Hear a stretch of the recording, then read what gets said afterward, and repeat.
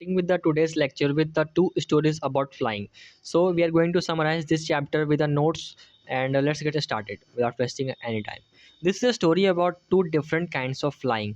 So ये story जो है वो दो डिफरेंट काइंड्स ऑफ फ्लाइंग के ऊपर बेस्ड होने वाली है। एक फ्लाइंग मतलब क्या, फ्लाइंग मतलब उड़ान के ऊपर। सो यहाँ पे दो स्टोरीज डील कर जाएंगी। पहली तो होने वाली है एक एयर पायलट है जो कि पायलट हैं जो कि प्लेन उड़ा रहे हैं, एंड दूसरा हमारी एक बर्ड है जिसका जो सीगल है, एक यंग सीगल। सो यहाँ पे दो चैप्टर्स, दो दो कैरेक्टर्स हैं, उनकी बात की जाएगी इस स्टोरी में। चलिए स्टार्ट करते हैं बिना किसी देरी के। The first part is called his first flight. तो पहला पार्ट जो है ना उसका नाम है हिज फर्स्ट फ्लाइट, जिसको किसने लिखा है, हमारा राइटर लियाम ओ फ्लैटरी। ठीक है, इन्होंने लिखा है। एंड जो सीगल की बात मैंने की थी, यंग सीगल, उसको वो जो सीगल है ना वो डरता है फ्लाई करने से, क्योंकि वो अभी तक वो अपनी पहली उड़ान भरने वाला है। ठीक है, एंड वो सोचता है ना कि उसके विंग्स इतने एबल नहीं है कि वो उससे उड़ सके। ठीक है, कि वो वर्क करे। तो ये दोनों स्टोरीज हम लोग डील करेंगे।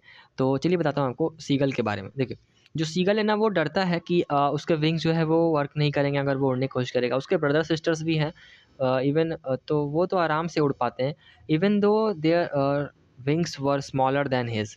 यहाँ तक कि उसके जो छोटे भाई बहन हैं उसके विंग्स तो काफ़ी छोटे हैं उनके, बट इसके विंग्स बड़े हैं, फिर भी ये सोचता है कि ये नहीं उड़ पाएगा। क्यों? क्योंकि ये बहुत ज़्यादा एफ्रेड है, ये एफ्रेड टू ट्राई, क्योंकि ये ट्राई ही नहीं कर रहा है, ये ट्राई नहीं करना चाह रहा है, on always backed away from the edge of the cliff. जब भी ये ट्राई करता है, क्लिफ मतलब क्या होता है पहले ये समझ लो। क्लिफ मतलब होता है किनारा। एंड यहाँ पे एक बहुत बड़ी चट्टान की बात की जा रही है और उसके किनारे से इसको उड़ान भरनी है, क्योंकि वैसे ही उड़ान भर जाती है, हम सभी ने देखा है कहीं ना कहीं।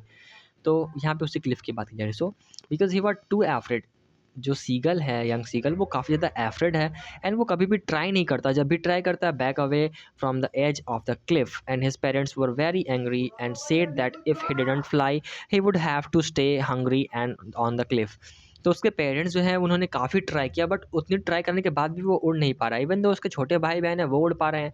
तो उसके पेरेंट्स जो काफ़ी गुस्सा हो जाते हैं, एंड उन्हें मतलब जो सीगल के पेरेंट्स हैं वो काफ़ी गुस्सा हो जाते हैं, एंड बोलते हैं कि अगर तुम नहीं उड़ सकते तो तुम्हें खाना नहीं मिलेगा, तुम भूखे रहो अपना, क्योंकि उनके उसका जो खाना है उसके पेरेंट्स को लेकर के आना पड़ता है, क्योंकि वो तो उड़ नहीं सकता, तो वो कैसे अपना खाना शिकार करेगा जो भी उसको लेना है। तो they try to teach him how to fly by showing him how to glide on the wind and catch the fish from the water. वो ट्राई करते हैं कि वो उसे सिखा दें कि किस तरीके से फ्लाई करते हैं, वो उसे दिखाते हैं कि ग्लाइड कैसे करना है एंड फिश कैसे पकड़नी है पानी से। One day his family flew to another place and left him alone on the cliff। देखो, एक दिन क्या होता है ना, उसकी फैमिली जो है वो एक दूसरे प्लेस पे, यानी कि उससे आगे वाली जो जगह है वहाँ पे चले जाते हैं सभी लोग और उसको अकेला छोड़ देते हैं। वो बहुत ज़्यादा भूखा था क्योंकि किसी ने भी उसे खाना नहीं दिया था, and hot in the sun, वो धूप में तप रहा था, and his mother to bring him some food. देखो, उसने अपनी माँ से कहा कि उसे कुछ फूड दे दे उसकी माँ। ही was very happy when he saw his mother was flying towards him with a fish. And उसके बाद वो देखता है कि उसकी माँ जो है उसकी तरफ फ्लाई कर रही है फिश लेकर के अपने पंजों में, एंड सॉरी उसके बीक में, with the fish in her beak. So he was very happy. Then he reached out to grab, यानी कि वो ही मतलब यहाँ पे कौन है, यहाँ पे सीगल की बात की। Seagull reached out to grab the fish but his mother dropped it and flew away, and he jumped after the fish suddenly felt him falling down. देखो क्या होता है ना, यहाँ पे मान लो वो क्लिफ पे, यहाँ पे वो सीगल है, एंड देन उसकी मदर जो है वो इस जगह से आ रही है यहाँ पर, एंड यहाँ पे वो आ रही है अपने मतलब जो बीक है उसमें मछली लेकर के, and just suddenly at the cliff, जब वो देखता है, वो इतना ज़्यादा भूखा होता है ना कि वो मछली को ही देख रहा होता है, एंड सडनली आफ्टर वो मछली को ड्रॉप कर देती है जो कि पानी में गिरने लगता है, and after just after that seagull जो है वो उसके पीछे कूद जाता है वहाँ क्लिफ से, एंड उसके बाद वो just he jumped after the fish and suddenly, तुरंत उसे एहसास होता है कि यार मैं तो नीचे गिरा हूँ and falling down. He was very scared but he felt that his wings open and started to fly. देन उसके बाद अचानक से वो डर जाता है। देन उसके बाद क्या होता है, वो फील करता है कि उसके विंग्स जो है वो ओपन हो रहे हैं, एंड उसके बाद वो उड़ना जो है वो शुरू कर देता है। Now he was not afraid any more and flew high and low his with his family. Okay, so अब वो जैसे ही वो विंग्स खोलता है वो उड़ने लगता है, एंड देन वो स्टार्ट करता है फ्लाइंग, एंड उसके बाद वो डरता नहीं है फ्लाइंग से, एंड देन अब उसका जो भी डर होता है वो सारा ख़त्म हो गया होता है, एंड देन वो कभी अपनी फैमिली से भी अब ऊपर उड़ने लगता है। ठीक है, अब जो सेकंड पार्ट यहाँ पे बात की जा रही है जिसको हम लोग ब्लैक एरोप्लेन के नाम से जानते हैं। ठीक है, ब्लैक एरोप्लेन जो सेकंड पार्ट है इसी स्टोरी का।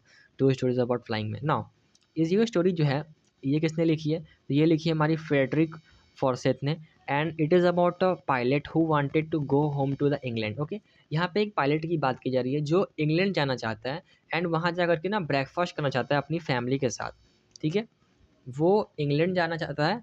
कहाँ जाना चाहता है? इंग्लैंड। ठीक है, कहाँ से वो इंग्लैंड जा रहा है? तो फ्रांस से वो इंग्लैंड फ्लाई करना चाहता है ताकि वो वहाँ जा कर के अपनी फैमिली के साथ में एक ब्रेकफास्ट कर सके शांतिपूर्ण तरीके से।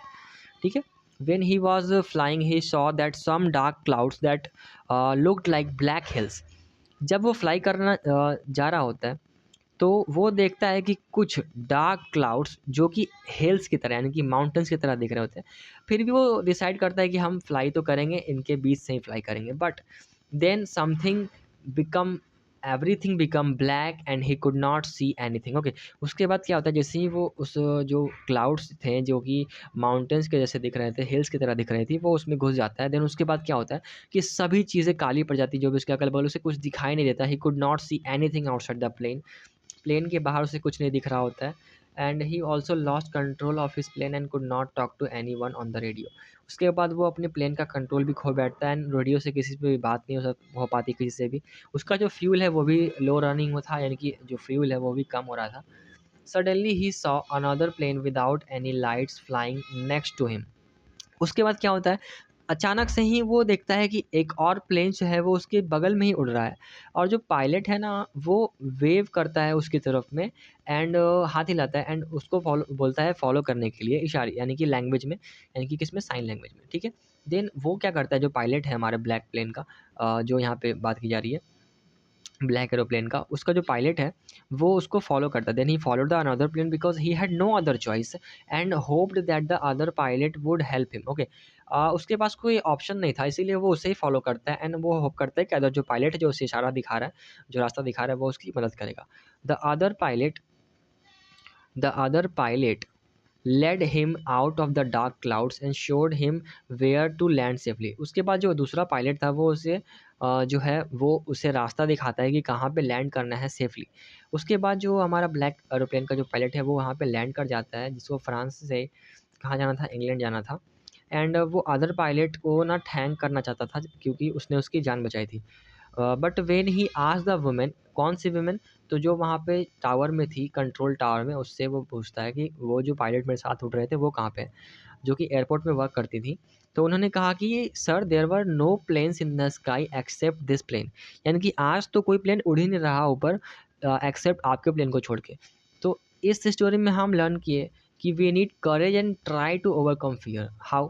देखो, फर्स्ट स्टोरी में जो सीगल था वो उसके अंदर कॉन्फिडेंस नहीं था, उसके अंदर वो करेज नहीं था, जिसके कारण से वो उड़ नहीं पा रहा था। एंड सेकंड जो हमारा ब्लैक एरोप्लेन था, इसमें कोई ऐसा प्लेन आया नहीं था। एक्चुअली में ये जो हमारे जो यहाँ पर जो जो एरोप्लेन जो चला रहे थे, उनके अंदर का ही कॉन्फिडेंस था एंड उनके अंदर का जो करेज था, जो कि एक चाहत थी उनके घर जाने की, वही उनको गाइड कर रहा था। सो ये जो ब्लैक एरोप्लेन है उसमें भी और इसमें भी, दोनों में ही हमें ये सीखने को मिलता है कि हमें कुछ चीज़ों पर ना sometimes we need to have courage and trust to overcome fear. यानी कि हमें खुद पर विश्वास रखना पड़ता है एंड उसके बाद हम किसी भी परेशानी से निकल सकते हैं। जैसा कि सीगल ने भी एक समय पे खुद पे ट्रस्ट किया, कब? जब वो नीचे गिर रहा था। एंड यहाँ पे ब्लैक एरोप्लेन में भी उन्होंने ट्रस्ट किया एंड वो ट्रस्ट किसी और पे नहीं, खुद पर ही था।